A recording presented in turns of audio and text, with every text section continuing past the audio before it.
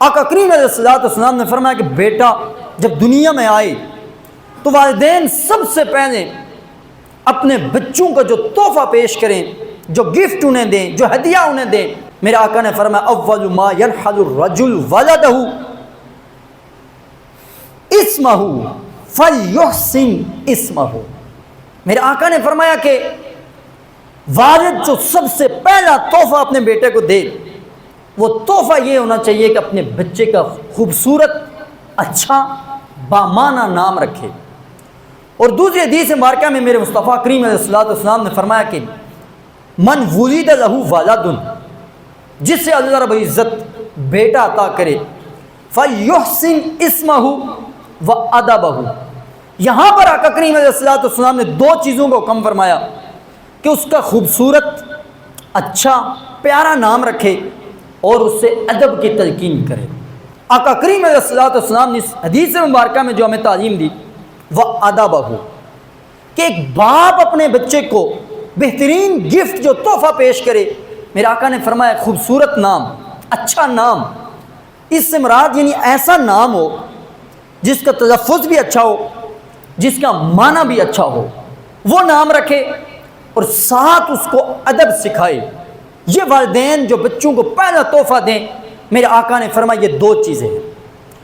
اب اگر ہم ایک نومولود دنیا میں آتا ہے تو ہمارا جو آج کل ایک رواج اور سسٹم چلا ہے، ہم سب سے پہلے بچوں کے پہلے تحفے دینے میں ہم کوتاہی برتتے ہیں۔ بچوں کے نام رکھنے کے معاملے میں ہم غفلت برتتے ہیں، اور آج کل تو ہمارا ٹرسٹ صرف گوگل پر ہے۔ جو نام، جو لفظ غلط ہو، صحیح ہو، اس کے معنی ہم نے آنکھیں بند کی ہیں اور گوگل سے اس کا نام رکھ کر کہتے ہیں بہت اچھا معنی ہے۔ ایسے نام بھی ہیں کہ جن کا عربی کے اندر لغت میں وہ لفظ ہی نہیں ہے، لیکن گوگل نے اس کا معنی لکھا ہوتا ہے۔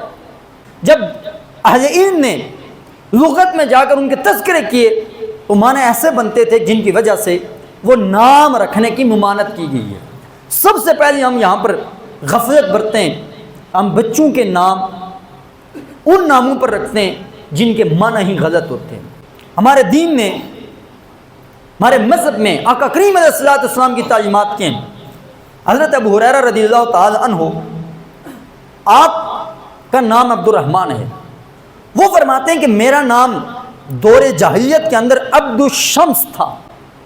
فرماتے ہیں آقا کریم علیہ السلام سمانی رسول اللہ عبد الرحمن، تو مصطفیٰ کریم علیہ السلام نے جب دیکھا، آقا کریم علیہ السلام نے فوراً اس نام کو تبدیل کیا، اور حضرت ابو ہریرہ فرماتے ہیں میرا نام امام الانبیاء علیہ السلام نے عبد الرحمن رکھا ہے۔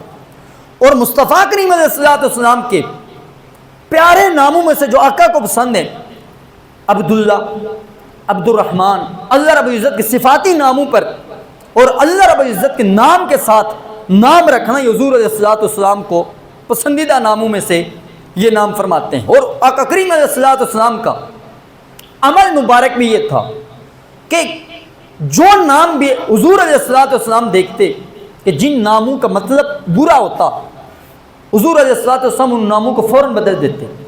سیدہ عائشہ صدیقہ رضی اللہ تعالی عنہا، امام ترمذی نے اس روایت کو نقل فرمایا، وہ فرماتی ہیں کہ حضور علیہ السلام کان یغیر الاسم اسم القبیح، جو نام ایسا ہوتا کہ جس کا معنی برا ہوتا، حضور علیہ السلام اس نام کو تبدیل فرما دیتے تھے۔ بہت سارے ایسے نام آتے ہیں، یعنی ایک عورت تھی جس کا نام تھا آسیہ، آسیہ کا مطلب ہے گناہ گار۔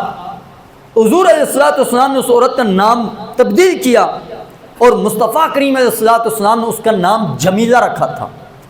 اسی طریقے سے اسرم نام تھا جو غلط نام تھا، مصطفیٰ کریم علیہ السلام نے اسے تبدیل فرمایا۔ اچھے نام رکھنے کی وجہ کیا ہے؟ حضور علیہ السلام کا مبارک عمل یہ تھا کہ آقا کریم علیہ السلام جب کسی قوم کی طرف، کسی قبیلے کی طرف کوئی وفد بھیجتے تھے تو مصطفیٰ کریم علیہ السلام صحابہ میں سے اچھے ناموں کا انتخاب کرتے ہوتے تھے، جن کے نام اچھے ہوتے تھے، اور ساتھ حضور علیہ السلام خوبصورت چہرے والوں کے انتخاب کرتے تھے، ان کو بھیجا کرتے تھے کسی قبیلے اور قوم کی طرف۔ اس لیے اچھے ناموں کے اثرات ہوتے ہیں. کسی کا نام جتنا اچھا ہوگا، کمال والا ہوگا، اتنا ہی اس میں نام کا اثر، اس کی شخصیت کا اثر پڑتا ہے. اور جو جتنا حسین اور خوبصورت ہوگا، اس کے حسن کا، اس کے خوبصورتی کا بھی دوسرے پر اثر پڑتا ہے. تو حضور علیہ الصلوۃ والسلام اس وجہ سے نام بھی اچھا انتخاب کرتے ہوتے تھے، اور ساتھ اچھی صورت والے افراد کو منتخب کر کے کسی قوم یا قبیلے کی طرف بھیجا کرتے تھے. اور ایک مقام پر حضور علیہ الصلوۃ والسلام نے فرمایا کہ تم اس وجہ سے بھی اچھے نام رکھو. یعنی ایک انسان کو یہ تعلیم دی جاتی ہے کہ ایک والدین کو کہ اپنے بچوں کو جو تحفہ اور گفٹ دو، ان کو خوبصورت کا انتخاب کرو. چونکہ اولاد ایک محبوب ہوتی ہے، پیاری ہوتی ہے، دل کا سکون اور چین ہوتی ہے. یہ نعمت، انعام اور اکرام، یہ وہ دولت ہے کہ جس کی طلب انبیاء کرام بھی کرتے رہے. حضرت زکریا علیہ السلام نے، ابراہیم علیہ السلام بھی رب سے دعائیں کرتے رہے. ایک یہ سوچ فکر بھی ہو کہ جب بندہ اچھی سوچ رکھ کر مجھے اولاد دے، میں نے کیا کرنا ہے اولاد کو، اللہ میرے اولاد کے صدقے سے اپنے دین کو سربلندی عطا فرما، اپنے دین کو ترقی عطا فرما. الہی تو اپنے دین کی ترویج و اشاعت میرے بچوں سے کر. اللہ رب العزت کی کتنی اچھی سوچ ہے. اور جو لوگ اپنی اولاد کو اس طرح سے تربیت، بندہ کہے کہ بھائی اولاد دے، یا اللہ کی اولاد میرا سہارا بنے گی، میں بوڑھا ہوں گا میری جا کر کفالت کرے گی، میرا سہارا بنے گی، یہ آج کل نا پناہ مانگو اس بات سے. یہ سوچ ہی آپ دیکھیں، ہماری سوچ ہی ایسی ہوتی ہے. آج بزرگ، کئی بزرگ نے وہ اپنی اولاد کی وجہ سے روتے ہیں، تڑپتے ہیں. کل ایک شخص بزرگ تھے، آئے دن کوئی نہ کوئی ایسے آتے ہیں. ایک صاحب بزرگ آئے، کہتے ہیں کہ میرا ایک ہی بیٹا ہے، میرے بیٹے نے ایک بدمذہب رافضی عورت سے شادی کر لی ہے. 15 سال بعد انہیں یاد آئی ہے کہ بھائی یہ عورت جو ہے بدمذہب ہے، صحابہ کرام پر تبرہ کرنے والی ہے. پہلے بھی پتا تھا. اب کہتے ہیں میرے پاس آپشن ہی کوئی نہیں ہے، بیٹے کو نکالوں تو خود کہاں پر رہوں، بیٹے کے ساتھ اگر اپنے معاملات ختم کرتا ہوں دین کی وجہ سے تو میں کہاں پر رہوں گا. میں نے کہا سبحان اللہ. 1 منٹ کے لیے اگر آپ یہ سوچیں کل آپ کا بیٹا مر جاتا ہے پھر کس کے پاس رہیں گے؟ اللہ کے سہارے پر. میں نے کہا جب آپ اپنے دین کے لیے اللہ کا سہارا لے کر کوئی عمل کریں گے، اللہ رب العزت آپ کو دنیا میں کسی کی محتاجی نہیں ہونے دے گا. ہم یہی سوچ لے کر آتے ہیں ہم بیٹوں کے سہارے پر، بیٹوں کے سہارے پر، بیٹوں کے سہارے پر رہیں. یقین مانے ممبر پر بیٹھا ہوں، اللہ نے 2 بیٹے دیے. سوچ یہ ہے کہ ایک ٹکا کبھی ان سے بچوں سے اللہ مجھے نہ فائدہ پہنچائے. میں کہتا ہوں اللہ ان بچوں سے اللہ اپنے نبی کے دین کو فائدہ پہنچائے. میں نے اولاد اس وجہ سے مانگی ہے، یا اللہ تو نے اولاد دے مجھے اس وجہ سے کہ یا اللہ اس سے تو اپنے دین کی خدمت دے سکے. رسول اللہ صلی اللہ علیہ وسلم کی شریعت، آپ کی سنت، آپ کی عزت اور آپ کے ختم نبوت پر اگر میرا کوئی بیٹا پیرا دے دے، میں سمجھتا ہوں کہ اللہ یہ اولاد کام کی ہے. وہ اولاد جو شریعت سے ٹکرائے، جو حضور علیہ السلام سے دین سے ٹکرائے، جو رسول اللہ صلی اللہ علیہ وسلم کی تعلیمات کے خلاف زندگی بسر کرے، اس اولاد نے اپنے لیے کچھ نہیں کر سکنا ہے، وہ مجھے کیا دے گا. اور میں نے آپ کو کچھ اخبار پہلے ایک بات کہی تھی، ہماری سوچ یہی ہے کہ ہم دنیا کے لیے اپنی انویسٹمنٹ بڑھائیں. میں نے آپ کو جملہ بولا تھا، آپ کے آخرت کے لیے ایک انویسٹمنٹ آپ کی اولاد ہے.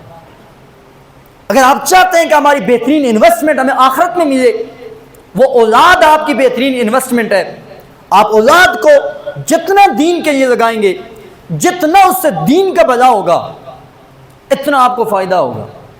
اور یہ جو ہماری ایک سوچ، دین کی طرف جائیں گے تو کھائیں گے کہاں سے؟ کیا دین والوں نے کس نے آپ سے مانگا ہے؟ کتنے دین والے جو بھوکے مرے ہیں؟ یقین جانے میں اس ممبر پر بیٹھ کر کہتا ہوں کبھی سوچا ہی نہیں ہے کہ اللہ کہاں سے دے گا. کبھی یہ سوچا ہی نہیں ہے کہ آج جیب میں کچھ بھی نہیں ہے تو گھر میں کیا ہوگا. یہ کبھی فکر ہی نہیں رکھی ہے.